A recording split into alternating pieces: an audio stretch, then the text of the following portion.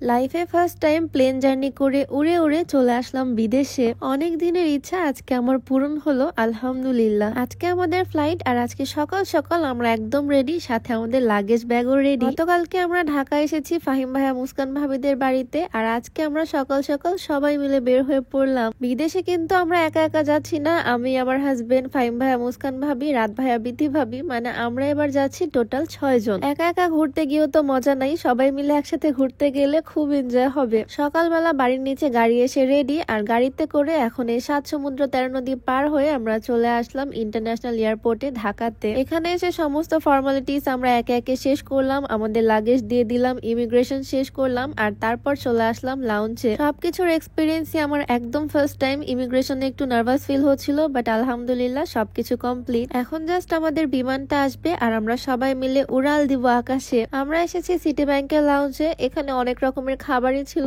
তবে আমি সকালবেলা হালকা পাতলা একটু ব্রেকফাস্ট করে নিলাম। সকালবেলা সবাই রেডি হয়ে লাগেজ গুছিয়ে একদম তাড়াহুড়া করে বের হয়েছিলাম না খেয়ে। এখন খাওয়া দাওয়া করে একটু রিল্যাক্স হলাম আর কি। আচ্ছা, আজকে আমাকে কেমন লাগতেছে বলো তো? এইটা হচ্ছে আমার পেজ মাহার সুন্দর একটা ব্ল্যাক বোরখা। এইবারের কালেকশনটা আমি ব্ল্যাকের মধ্যে রাখার চেষ্টা করেছি। খুবই সুন্দর একটা কটিয়া বায়া। আমার পেজ মাহাতে তোমরা পেয়ে যাবা, পেজটা আমি ডেসক্রিপশনে মেনশন করে দিব। ব্ল্যাক কালার আমার অনেক পছন্দের, আর আমি জানি তোমরাও অনেক পছন্দ করো। বাই দ্য ওয়ে, এটার স্টক কিন্তু লিমিটেড, আর সাইজও তোমরা পেয়ে যাবে অ্যাভেলেবেল। আমার পেজটা আমি ক্যাপশনে মেনশন করে দিব। তো প্রচুর পরিমাণে এক্সাইটমেন্ট নিয়ে চলে আসলাম বিমানের কাছে। আমরা এবার জার্নি করতেছি শ্রীলঙ্কান এয়ারলাইন্সে। এই বিমানে করে আমরা 3 ঘন্টা জার্নি করে ফার্স্টে যাব শ্রীলঙ্কায়, দেন ওইখান থেকে আমরা যাব মালদ্বীপে আমাদের ডেস্টিনেশনে। আর মজার বিষয় হচ্ছে, আমি যেরকম এক্সাইটেড আমার হাজবেন্ডও কিন্তু ঠিক তেমনই, কারণ আমাদের দুজনেরই এবার ফার্স্ট ইন্টারন্যাশনাল ট্রিপ। এয়ারপোর্টে সব ফর্মালিটিস কমপ্লিট করতে আমাদের প্রায় 2 ঘন্টার বেশি সময় লাগলো, আর লাস্টে আরেকবার চেকিং শেষ করে আমরা চলে আসলাম ফাইনালি বিমানে। এসেই তো আমার মন মহা খুশি, কারণ একদম উইন্ডো সিটটা পেয়েছি,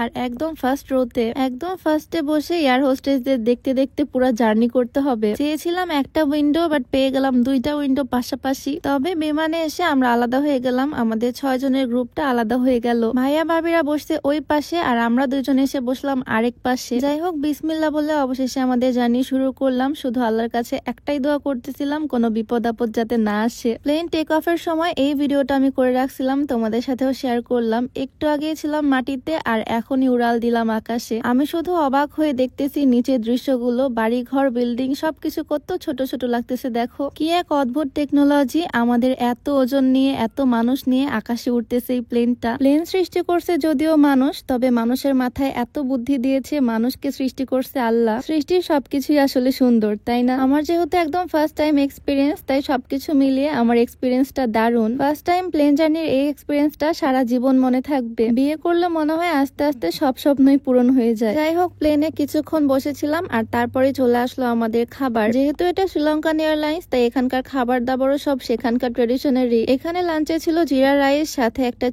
চিকেনটাকে সস দিয়ে একদম কিছু একটা করছে। আসলে আমরা বাঙালি মানুষ, এসব বিদেশি ট্রেডিশনের খাবার, এগুলো কালচারের খাবার আমার খুব একটা ভালো লাগবে না, এটাই স্বাভাবিক। তারপরেও খেলাম, মোটামুটি ভালোই ছিল খাবার। কত হাজার হাজার ফিট উপর দিয়ে যাচ্ছি, নিচে শুধু মেঘ আর মেঘ দেখতে পাচ্ছি। রোদের এত পরিমাণে তাপ লাগতেছে, মনে হচ্ছে সূর্যের একদম কাছাকাছি চলে আসছি। প্রায় 3 ঘন্টার মতো আমরা বিমানে জার্নি করলাম, আর তারপর অবশেষে দেখতে পেলাম শ্রীলঙ্কা। প্লেনের জানালা থেকে পুরা শ্রীলঙ্কাটাই দেখতে পাচ্ছি। উপর থেকে তোমাদেরকেও দেখানোর চেষ্টা করতেছি। দেখো, এখন আমরা শ্রীলঙ্কাতে নামবো, সেখানে 2 ঘন্টার মতো রেস্ট করব, ঘুরে বেড়াবো, তারপরে যাব আমরা আরেকটা বিমানে করে মালদ্বীপে। এই তো আমরা একটু আগে আকাশে উঠতেছিলাম, আর finally safely landed in Sri Lanka. Plane take অফের সময় আর ল্যান্ডের সময় মনে হয় জান একদম হাতে নিয়ে থাকি। সবকিছু মিলিয়ে আমার ফার্স্ট ফ্লাইটের অভিজ্ঞতা আলহামদুলিল্লাহ। এর আগে আমি কখনো ডোমেস্টিক ফ্লাইটেও উঠিনি দেশের মধ্যে, একদম ইন্টারন্যাশনাল প্লেনে উঠে চলে আসলাম ডিরেক্ট বিদেশে। প্লেন থেকে নেমে আমাদেরকে একটা বাসে উঠতে বলা হলো, আর বাসে করে এখন আমরা যাচ্ছি এয়ারপোর্টের দিকে। এখানে আমাদের মেইনলি 2 ঘন্টা ট্রানজিট। 2 ঘন্টা আমরা শ্রীলঙ্কা এয়ারপোর্টে ঘুরে বেড়াবো,